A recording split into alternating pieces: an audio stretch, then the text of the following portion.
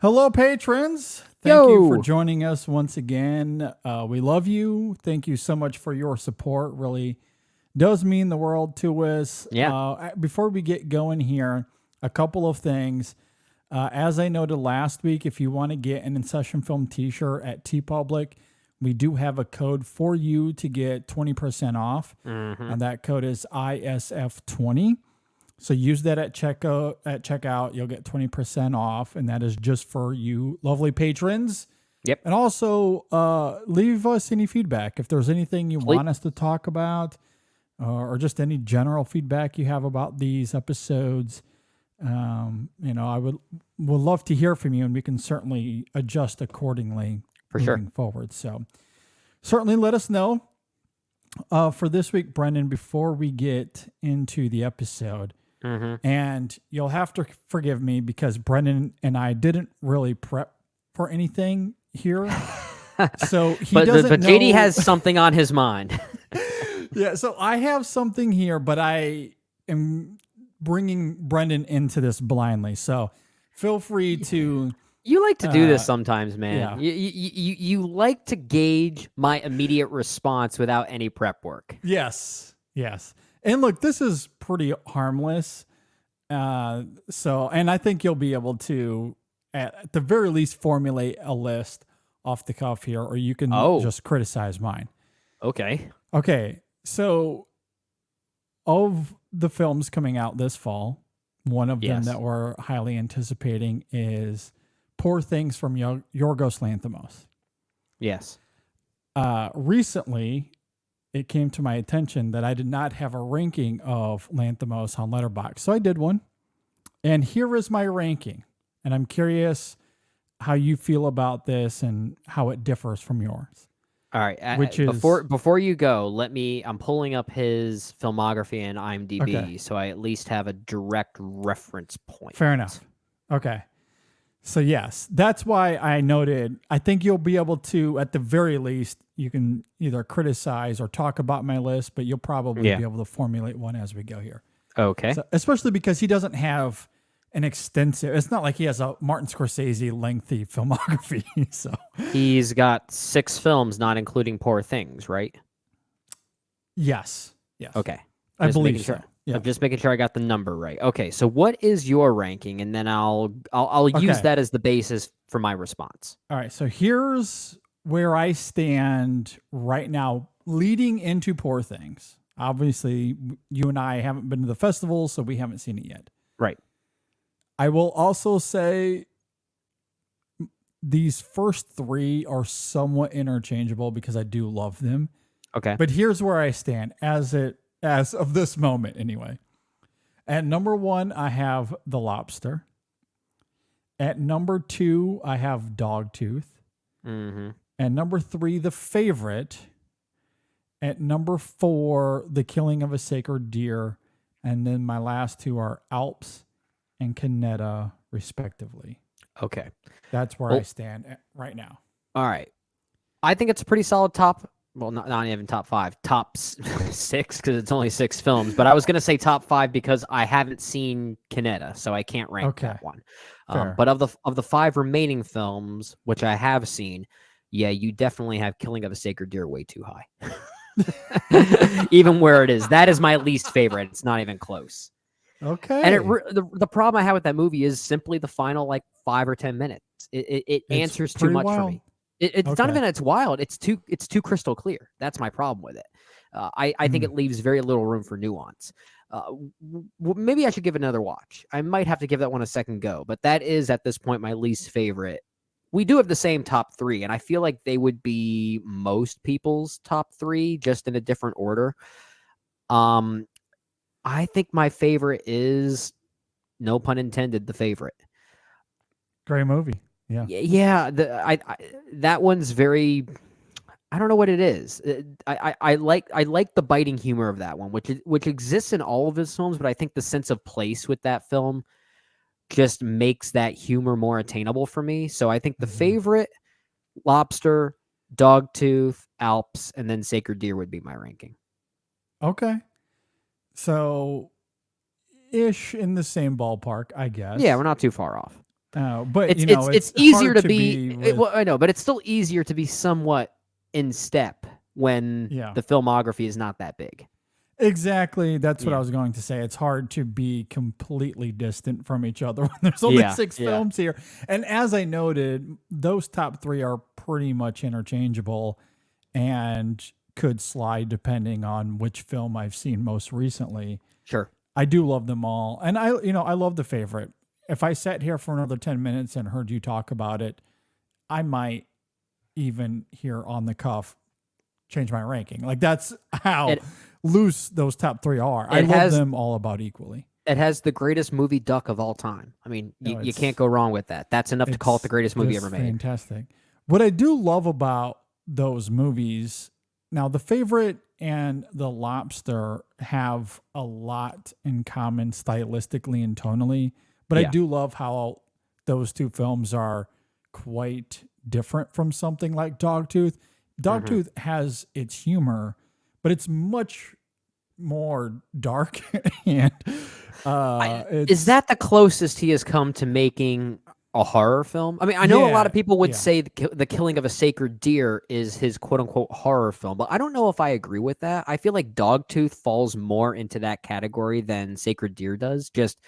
I think maybe given the familial nature of that film, Dogtooth specifically, I think it just makes it more horrifying for me. So I would kind of classify that as more horror personally. I do think Sacred Deer is very close to Dogtooth in terms of tone and what he's trying to achieve.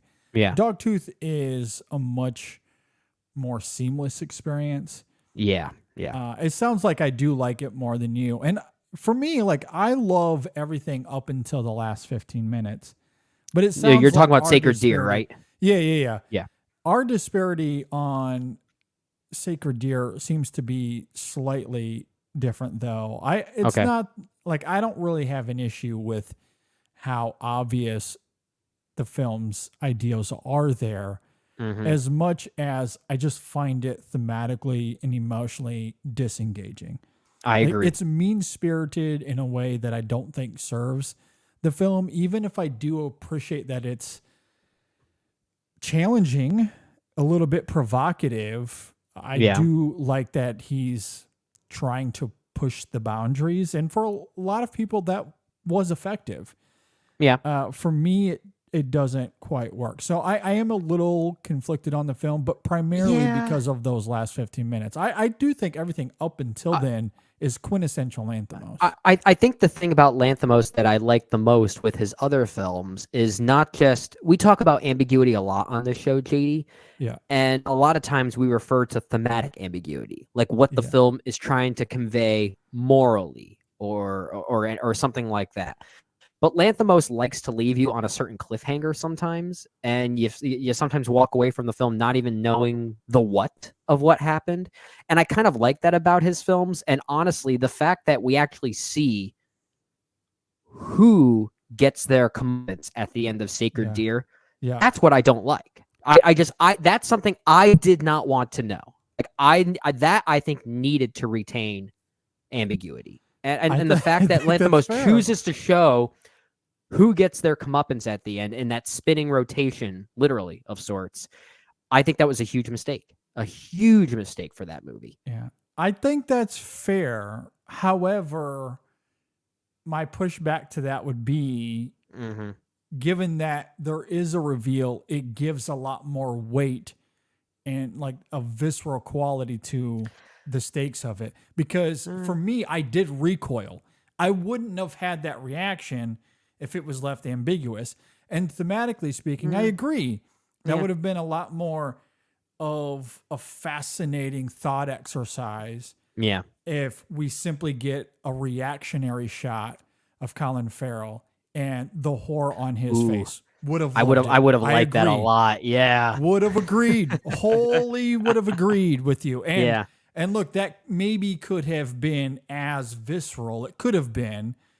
We love Colin Farrell. I have no doubt he would have been able to pull it off. However, I do think by showing us the ramifications, it does offer up this just visceral, harrowing quality that does leave you aghast. And I did recoil too. And that's part of where it's challenging in a way that I don't know if it works, but I do appreciate that he's at least willing to give us visual stakes and show us the ramifications of it. Whether that works for the viewer or not, I do think is going to be polarizing for sure. It's going to be debated, and I appreciate that it's there to be debated. I don't know. It's like it's a tug of war. I can argue for it and against it. Yes. My heart tells me it sucks. My head tells me maybe it is kind of fascinating, but then my head also tells me, does it also contradict some of the nuance that led up to it? And maybe it kind of does. So it's a gunshot that has its cake and it eats it too, throws it back up and tries to eat it again. It's basically what that scene functions like to me. No, I think that's very fair. And, because, and I'd have to go back and rewatch the film. I haven't seen it since 2017 when it came out, or whatever year that was. 2017. And maybe, it was 2017, right? Maybe on a rewatch. I honestly don't remember. Years don't make any sense to me anymore. I know. I lose track all the time. Because I was trying to recall the favorite was the same year. Okay, because the favorite was then 2018, right? That was the same year as Paddington 2 and Annihilation and Shoplifters and The Rider. So that was a good year. Yeah, Lobster was 15. So yeah, from 15 to 18, and what Dogtooth wasn't. That was just 2012, 2013. I thought it was 12. I thought it was 2012. Yeah, at least in the United States, it might have been an earlier release elsewhere, but 2009 according to IMDb. Well, okay, well, when was it released in the States? That is what I need to know. Not when it was. I saw the 2009, but I don't think that was the U.S. Yeah, release. I know that's when it was released in Greece. I think it was a 2010 film for the States. That's when it started to really that's when it really started to circulate the film festival runs in the United States and elsewhere. Because I'm also trying to look at my top 10 list, because I would have had it on there.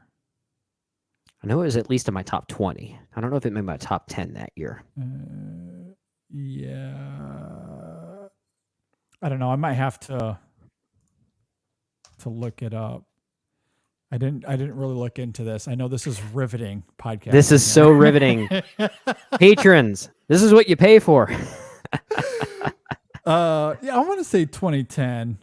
I'm trying to find my list, but yes, I do have it on my list for 2010. Okay, you beat me to it. I was about to do the same thing.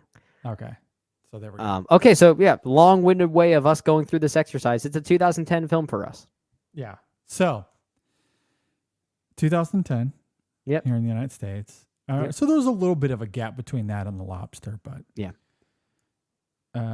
Anyway, that is to say, still 2010's riveting for Lanthimos. I'm excited to see what he brings this decade as well. Well, especially since a lot of people we know and trust very well are saying it's his best film, Poor Things specifically. Yes. Hot damn. I'm excited. I'm excited to see how it plays out. But when you're talking about movies that were coming out this weekend, I thought you wanted me to rank which ones I'm most excited for and which ones I'm not, because another movie coming out this weekend in comparison is one I think I put on our schedule to review, but I don't want to see Exorcist Believer. I don't want to see it. No, there was, they were dropping first reactions tonight as we are recording this, and they look pretty lukewarm. Yeah, a little tepid. Can't say I'm too surprised. For a movie like that, I think I'd rather hear reactions that say it's utter garbage. That would actually get me more excited than just That's not what I want from an Exorcist film.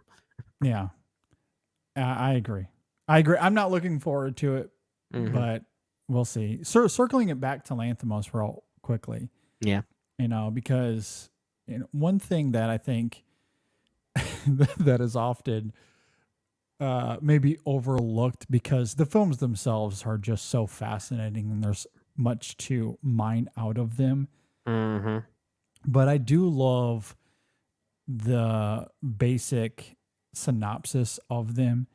And I say that because recently, ironically, or maybe it was because the trailer for Poor Things came out or something to that effect. But I was talking to some friends of mine who aren't in this world as we are. And I was talking to a friend who had never heard of Lanthimos. She had never seen any of his films. And I was talking to her about The Lobster. I was like, my favorite film of his is this movie called The Lobster. And she asked me what's it about. And for all of what The Lobster has to offer, for everything that you could talk about with it, I think there's just so much joy out of just laying out what the movie is about. I love that about it. Yeah. It's so silly and ridiculous. And I'm laughing as I'm telling her this. Like it's essentially these characters go to this hotel. If they're single, if they don't have a romantic partner, they have 45 days to find a romantic partner, or they're transformed into an animal of their choosing. Like, it's just so crazy. If there was ever a plot synopsis that gets everyone to watch that movie, it's that one. It's that one. I just like, how high was he when that came out of his brain? Like, and when he made it, just the casual deadpan nature of it, the fact that it just exists and no one blinks an eye. I know. A lobster is an excellent choice. I know. You don't question it. You just kind of go with it. Yeah, sure. Like that alone. Like there's so much to love about that movie, and that simplicity. Oh, and makes that film so great. And I think that movie has aged even better in the short amount of time that it's existed, because I mean that movie clearly came out. What was that? 2015? You said it was. I mean, like the world of dating had changed drastically over the past 10 or 20 years, really thanks to online dating. And it's only gotten even more interesting, to say the least, to the point that I think The Lobster even has more of a play in that conversation nowadays. There's a lot you can mine from that movie that I don't know if I would say it's ahead of the curve, but it taps into something that even feels more relevant now, which I think is so fascinating. Yeah. I agree. It's only gotten more complex, I guess. I'm so glad that I'm not in that scene anymore. Oh, me too. I'm glad to be out of that. And, good luck to everybody that is in the dating scene today. Yeah. I mean, I'll be honest. Back when I was single, I mean, I had fun dating. It was fun, but I'm glad I'm not doing it anymore. I believe you. Yeah. Totally believe you. All right. Well, I think that'll do it for this week's Patreon episode.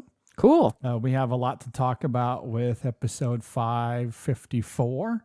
We'll be talking about the late, great Michael Gambon and artificial intelligence movies. Yeah. So have fun with that. Thanks again for all of your support. We hope that you're enjoying these episodes. Again, leave us feedback. If there's anything you want us to talk about, we'll certainly put that on the slate for sure. Please do. So enjoy the episode. We'll see you guys soon.